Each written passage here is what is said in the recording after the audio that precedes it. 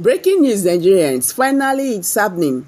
This is the North versus the Southwest.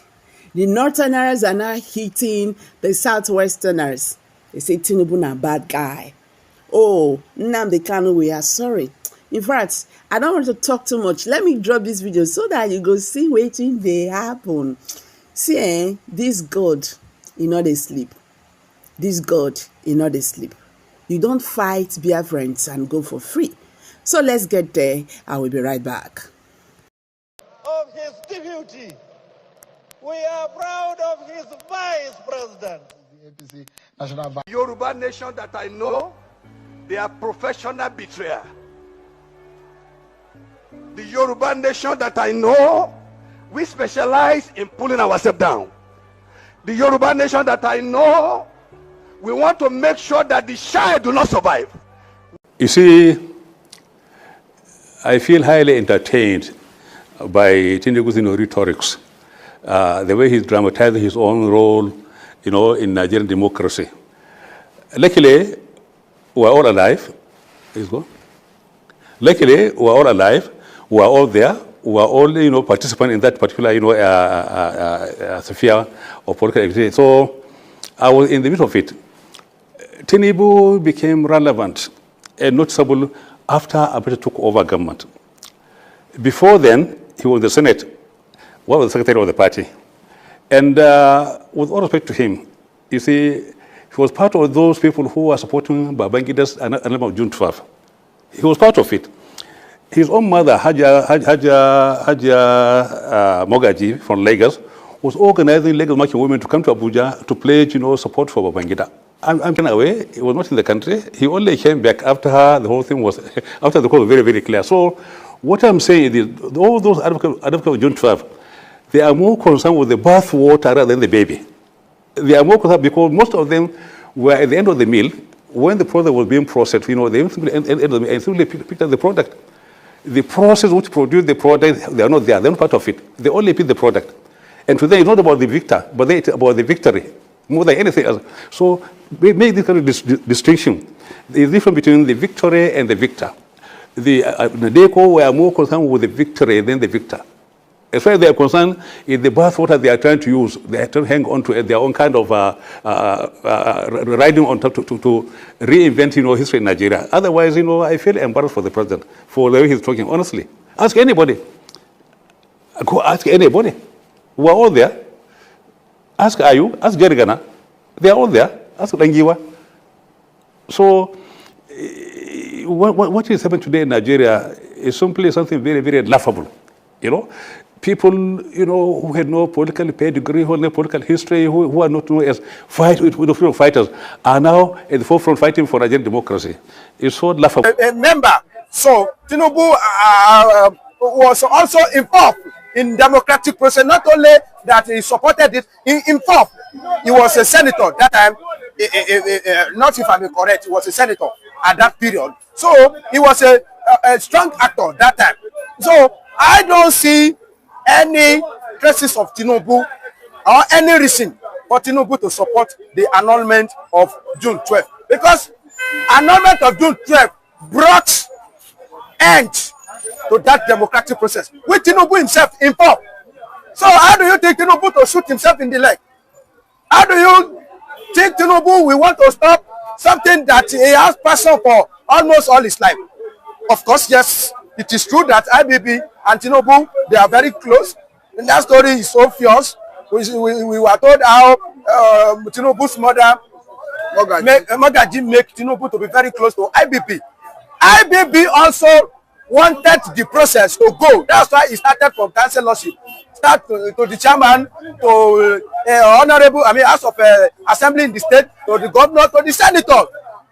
Along the line, there are some power or something that came that make them to annul, the June 12th. So, from the body language, from the senior road that I just said, that Tinubu himself involved in it. How do you think? It's like you are a president and you are a senator in a particular regime, or you are a president, or you are a governor in a particular regime. Then you are now inviting military to take over. Then you are killing yourself. So to me, to the best of my knowledge, it doesn't logically, I don't see any reason for President Bola Ahmed Tinubu to support, the annulment of June 12th. Now let's go to Lamido. Lamido is a Fulani man. It is their style, divide and rule, to create rancor, to sow the seed of discord. They have been doing it for a very long time. Since the day of Awolowo and Akitola, they have known how to scatter Yoruba. This is another bomb.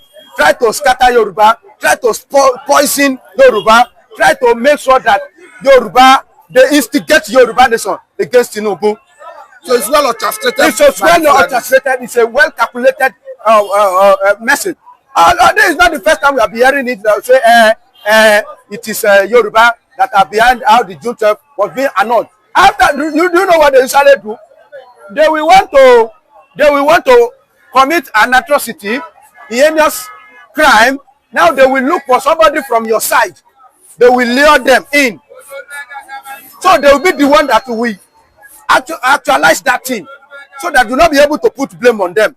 But on this one, they don't find enough people to gather so that they will put blame on them, and that's why they are looking for another Asiwaju to put blame on him. Everybody know what Asiwaju did after the annulment of June 12th election. He couldn't stay in this country. He ran away.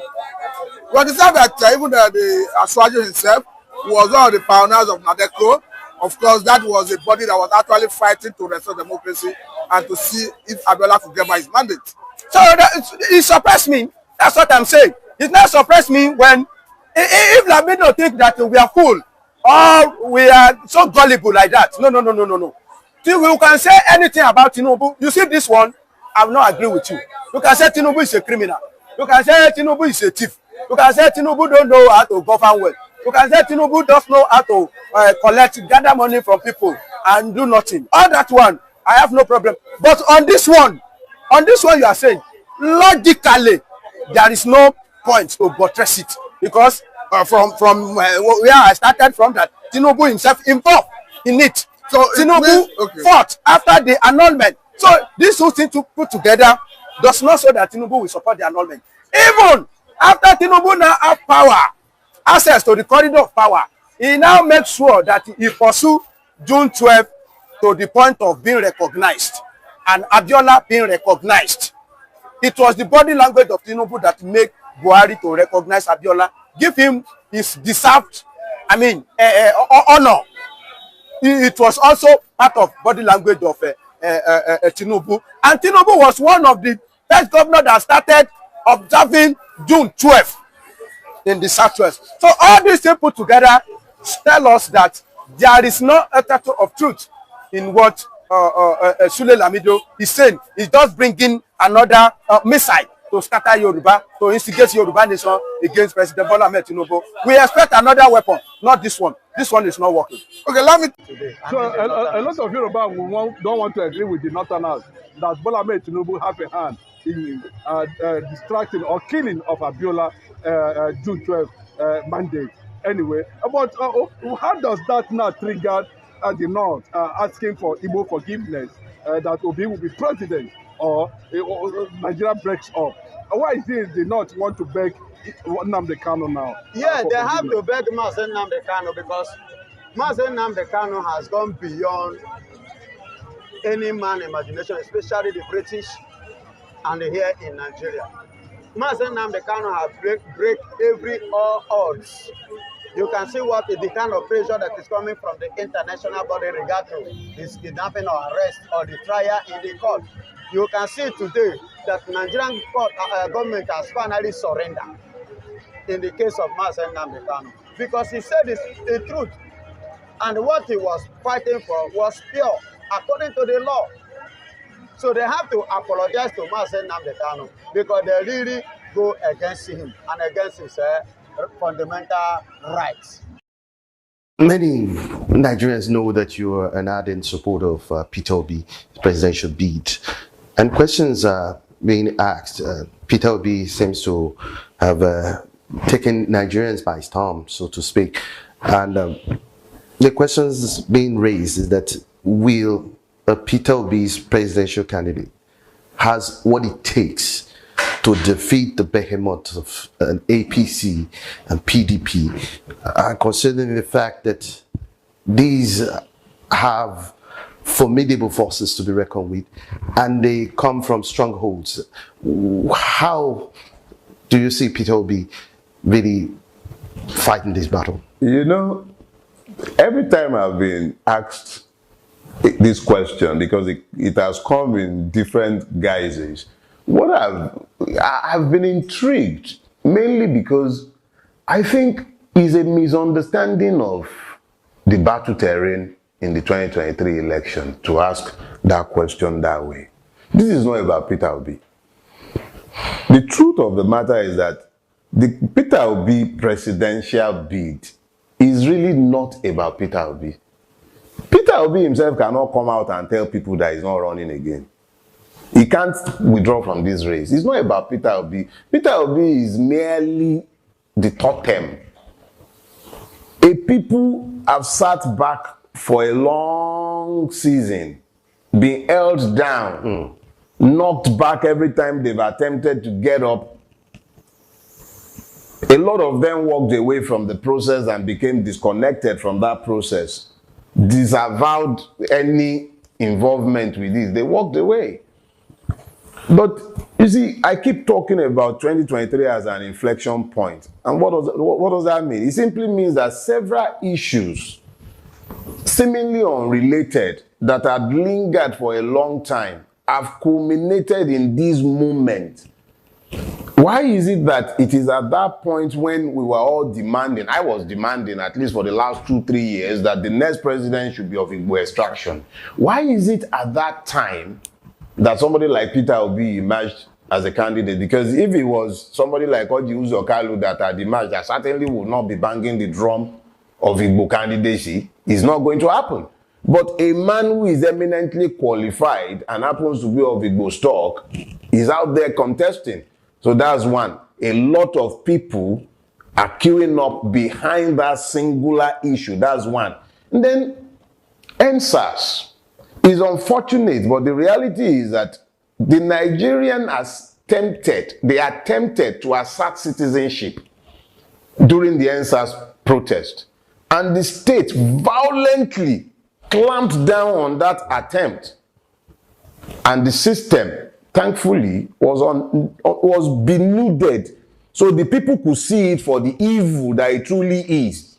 And the people who were the victims, those who attempted to protest, their anger was still simmering. But anger without action is nothing, is impotence. So in the immediate aftermath of NSAS, some of us went out there and we were begging people, go and register to vote. There were several people, church organizations, mosque organizations, civil rights organizations, all sorts of people were actively working to ask people to register to vote. So, in the midst of all of this, there was no Peter Obi. There are several other things going on. The Muslim ticket, for instance, was another galvanizing factor. So there are some people whose sole interest is, I'm not going to vote this Muslim ticket. So you have myriads of interests that have coalesced together at the same time to create an inflection point. Peter Obi is merely the beneficiary of a moment in time that he himself, this is where I talk about preparation and opportunity. People talk about luck. There is nothing called luck. I'm not saying that there aren't happenstance, but I'm saying that there must be a coincidence of preparation and opportunity. If you are not prepared, the opportunity will come and it will go because you were not prepared. If Peter Obi had not built up the goodwill he built up by his deeds in Anambra, he would not be able to stand. I would not be able to speak for him. Because at that point, it would now be a political thing that I will be doing. But I can speak for him because he has a record that speaks for him. People would have exceptions here and there. It's up to them to bring their exceptions. It's a marketplace of ideas. That's what politics is.